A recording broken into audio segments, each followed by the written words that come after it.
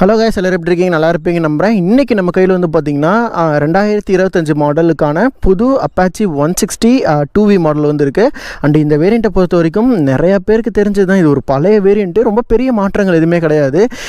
Still அந்த 22 டைமில் வந்து அந்த 2022 மாடலில் வந்து பார்த்திங்கன்னா உங்களுக்கு அப்டேட்டுக்கான அந்த ஃப்ரண்ட் ஹெட்லைட்ஸ் வந்து எல்இடிஸில் கொடுத்தாங்க.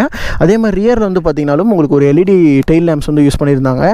இது ரெண்டும் தான். அப்புறம் கிக்கர் வந்து பார்த்திங்கன்னா தூக்கியிருந்தாங்க. இது 3 பெரிய சேஞ்சஸாக கொடுத்து இந்த வண்டியில் அந்த பவர் ட்ராப் அண்ட் இந்த டார்க் கொஞ்சம் வந்து குறைச்சிருந்தாங்க. இதெல்லாம் தான் அவங்க புதுசாக கொடுத்த மாடல் இருக்கக்கூடிய சேஞ்சஸ்ஸு. ஸ்டில் இன்னமுமே இந்த மாடலை பொறுத்த வரைக்கும் அதே சேஞ்சஸ் தான் வந்துட்டுருக்கு. பெருசாக எந்த ஒரு மாற்றங்களும் கிடையாது. அண்ட் நான் வச்சுருக்க இந்த வேரியண்ட் வந்து பார்த்திங்கன்னா ப்ளூடூத் பேரிங் இருக்கக்கூடிய அண்ட் ரியரில் வந்து பார்த்திங்கன்னா டிஸ்க் பிரேக் இருக்கக்கூடிய வேரியண்ட்டு. இது ஒரு டாப் வேரியண்ட் மாதிரி. இதோடைய ஆன்ரோட் ப்ரைஸ் வந்து பார்த்திங்கன்னா உங்களுக்கு 1,63,000 சம்திங் வந்து வருது. அண்ட் இதுலேயே வந்து பார்த்திங்கன்னா பேஸ் வேரியண்ட்டாக இருக்கிறது ஒரு பிளாக் கலர் வேரியண்ட்டு. அதில் வெறும் ட்ரம் பிரேக் மட்டும்தான் வரும், ஃபுல் பிளாக்கில் வரும். அந்த வேரியண்ட் வந்து பார்த்திங்கன்னா உங்களுக்கு 1,42,000 சம்திங் வருது. அண்ட் இதுக்கு இன்டர்மீடியட்டாக இல்லாமல், அதாவது ப்ளூடூத் மட்டும் இல்லாமல் ஒரு டிஸ்க் வேரியண்ட் தனியாக, ட்ரம் வேரியண்ட் தனியாக வந்து கொடுத்துருக்காங்க. அதில் வந்து பார்த்திங்க அப்படின்னா உங்களுக்கு ஒரு 1,56,000 இதுலேருந்து 59,000 வரைக்கும் ப்ரைஸ் வருது. இதோட ப்ரைஸ் டீட்டெயில்ஸ்னு பார்க்குறப்ப இதுதான். மைலேஜ் அப்படின்னு பார்க்குறப்ப இந்த வண்டி ஒரு 45லேருந்து 52 வரைக்கும் கிடைக்கும் அப்படிங்கிறது நம்ம எல்லாருக்குமே தெரிஞ்சது. நான் அப்பாச்சி ரொம்ப வருஷமாக பார்த்துட்ருக்கோம். அந்த கேப்பபிள் இருக்கக்கூடிய ஒரு 2V என்ஜின் தான். இந்த என்ஜினை பொறுத்த வரைக்கும் 2 வால்ஸ் இருக்கும். பட் இதுலேயே 4 வால்வ் பொறுத்த வரைக்கும் இன்னுமே மைலேஜுங்கிறது கொஞ்சம் அதிகமாக வரும். பெருசாக எந்த மாற்றமும் கிடையாது. ரியரில் கேஸ் சார்ஜ் சஸ்பென்ஷன், ஃப்ரண்ட்டில் வந்துட்டு டெலிஸ்கோபிக் சஸ்பென்ஷன், ரொம்ப ஒல்லியான ஒரு சஸ்பென்ஷன் கொடுத்துருக்காங்க. சிங்கிள் சேனல் ஏபிஎஸ் டூயல் வந்து கிடையவே கிடையாது இந்த மாடலுக்கு. அட் த சேம் டைம் ஃபுல்லான ஒரு எல்இடி ஹெட்லாம்ப்ஸ் வந்து கொடுத்துருக்காங்க. Meter full and full digital meter. ஒரு 12 லிட்டருக்கான டேங்க் வந்து மெட்டலில் கொடுத்துருக்காங்க. எஸ், அந்த கலருமே ஒரு மேட் ப்ளூ கலர் ஃபினிஷிங்கில் சூப்பராக வந்து இருக்குது. இதுதான் இந்த வண்டியோட ஒரு சின்ன overall view. 5 speed gear box தான். ஸ்லிப்பர் கிளச் எதுவும் இப்போ வரைக்கும் கிடையாது. மேபி ஃப்யூச்சரில் கொடுக்கலாம். இப்போ இந்த வண்டியை நம்ம ஓட்டிக்கிட்டே வந்து பேசலாம் எப்படி இருக்குது அப்படின்ட்டு. ஸோ ஏறி உட்காந்து ஸ்டார்ட் பண்ணி பார்த்துடலாம். இப்போ நான் வண்டியை வந்து பார்த்திங்கன்னா லோ மோடில் வச்சுருக்கேன், அதாவது ரெயின் மோடில் வந்து வச்சுருக்கேன். எஸ், ஓகே, ஸ்டார்ட் பண்ணிவிடுவோமா? அந்த பொசிஷனுங்க 1 டச் ஸ்டார்ட். இது அவ்வளோதான், அதுவே ஸ்டார்ட் ஆகிடும். கிளச்செல்லாம் பரவாயில்ல, நல்லா லைட்டராக வந்துருக்கு. ஸோ ஆன் பண்ணி மூவ் பண்ணி பார்த்துருவோம். பிக்கப் நல்லாயிருக்கு.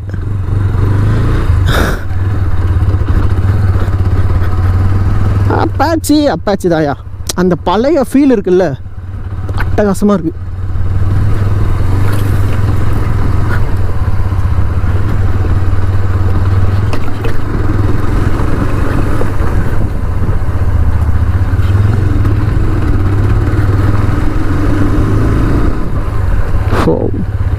அந்த ஃப்ரண்ட்டோட டிஸ்க் பிரேக்கோட பைட்டிங்கிறது இந்த வண்டி நல்லாயிருக்கு. அப்பாச்சி பொறுத்த வரைக்கும் ஹேண்டில் பார் ரொம்ப ஒய்டராக இருக்காது. இப்போ நீங்கள் நிறைய அட்வென்ச்சர் பைக்ஸ் வந்துருச்சு. ஆனால் அந்த டைமில் பல்சர் 180யும் அப்பாச்சியும் தான் வந்து காம்படேட்டிங்கு. ஹேண்டில்ஸ் அவ்வளோ ஒய்டராக இருக்கும், நல்லா கம்ஃபர்டபுளாக இருக்கும். ஆனால் இன்றைக்கி வந்து பார்த்திங்கன்னா இதோட ஹேண்டில் பார்லாம் அவ்வளோ ஒன்றும் ஒய்டு கிடையாதுங்கிற மாதிரி தோணுது. என் வண்டியில் நான் ஓட்டி பார்த்துட்டு இந்த வண்டி நான் ஓட்டும்போது ரொம்ப சின்ன ஹேண்டில் பாராக கொடுத்துருக்காங்களோ அப்படின்ற மாதிரி இருக்குது. ஒரு டாய் பைக் மாதிரி இருக்குன்னு வச்சுக்கோங்களேன். ஆனால் அப்போது once upon a time they are living a கோஸ்ட்டுன்றாங்களே, அந்த மாதிரி தான் அப்பாச்சியை பொறுத்த வரைக்கும் அப்படி ஒரு பைக்குங்க. இது செம்ம மாடல் இது. அண்ட் அந்த பிரேக்ஸ் எல்லாம் அவ்வளோ அட்டகாசமாக இருக்கும். ஹை ஸ்பீட் விட்டு விரட்டுவாங்க. 120 130லாம் அடிஷன் அவுத்தும் 180ல். இந்த வண்டி போகாது. 180 வந்து 135 வரைக்கும் போகும். அந்த ஒயிட் கலர் மாடல் எனக்கு நல்லா ஞாபகம் இருக்குது. அந்த சவுண்டு கேட்குதா?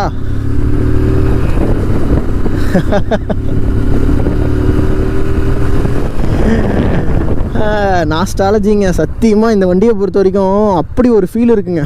அப்பாச்சினாலே ஒரு தனி கிரேஸ் தான். அந்த சவுண்டு எக்ஸாஸ்டோட அந்த நோட்டுக்கே ஒரு தனி ஃபேன்ஸு.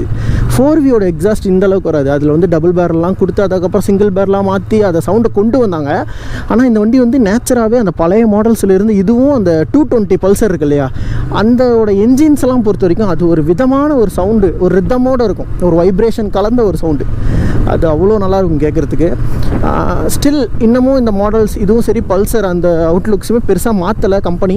பட் ஆனால் நிறைய எலக்ட்ரானிக்கல் ஃபியூச்சர்ஸ் கொண்டு வந்துட்டாங்க. இந்த வண்டி ஃபுல்லி டிஜிட்டல். இப்போ இருக்கக்கூடிய Pulsar 150 fully digital console meter. ஆனால் அந்த பழைய அந்த டேக்கோ மீட்டர் நீங்கள் வந்து பார்த்துருந்தீங்கன்னா தெரியும், அந்த முள் வந்து இப்படி போயிட்டு வருமே, அதுக்கெலாம் நான் ஃபேனுங்க சத்தியமாக.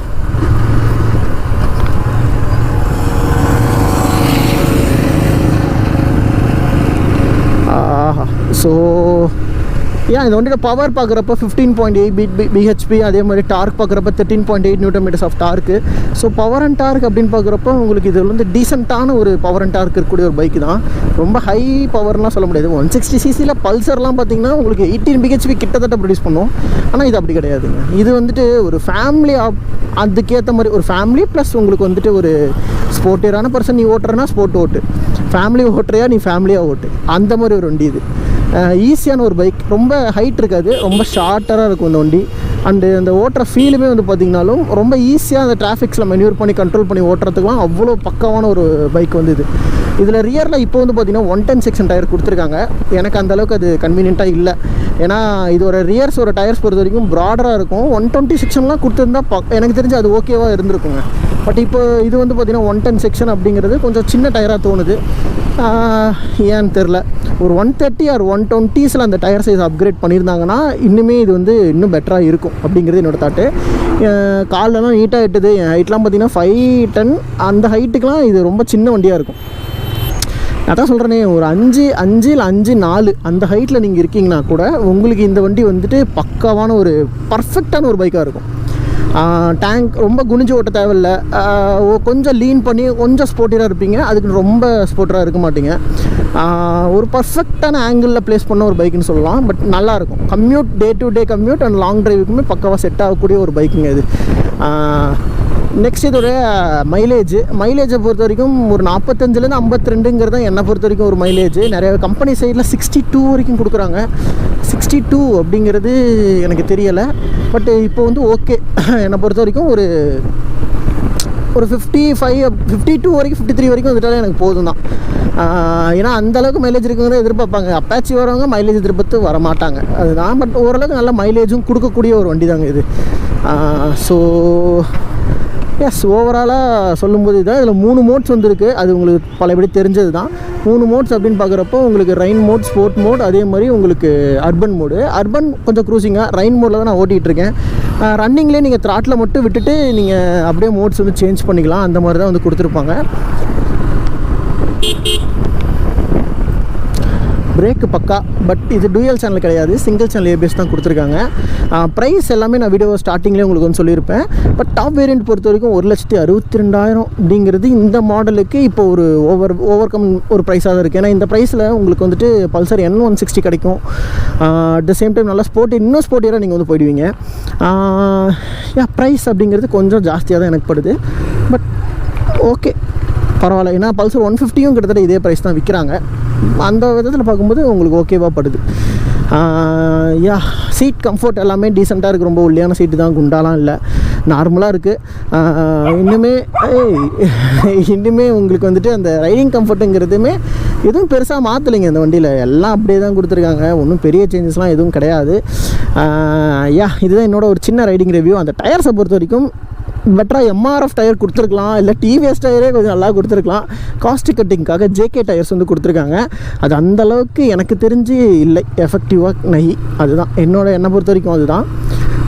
ஸோ இதோட இந்த வீடியோ நான் வந்து என் பண்ணிக்கிறேன். ஸோ உங்களுக்கு இந்த வீடியோ பிடிச்சிருக்கும் நம்புறேன். இதே மாதிரி நம்ம சேனலில் தொடர்ந்து நிறைய பைக்ஸோட ரிவ்யூஸ் வந்துட்டுருக்கோம். ஸோ நம்ம சேனலை பொறுத்த வரைக்கும் சப்ஸ்கிரைப் பண்ணி சப்போர்ட் பண்ணுங்கள். நான் அப்போ தான் இந்த மாதிரி நிறைய வீடியோஸ் எடுக்கிறதுக்கு எனக்கு ஒரு நல்ல மோட்டிவேஷனாக இருக்கும். ஸோ ஓகே நண்பா, இதோட இந்த வீடியோ நம்ம வந்து என் பண்ணிக்கலாம். அண்டு இதை தொடர்ந்து இன்னும் நிறைய பைக்ஸோட வீடியோஸ் நான் வந்து உங்களை மீட் பண்ணுறேன். தேங்க்ஸ் ஃபார் வாட்சிங் நண்பா. Take care and bye.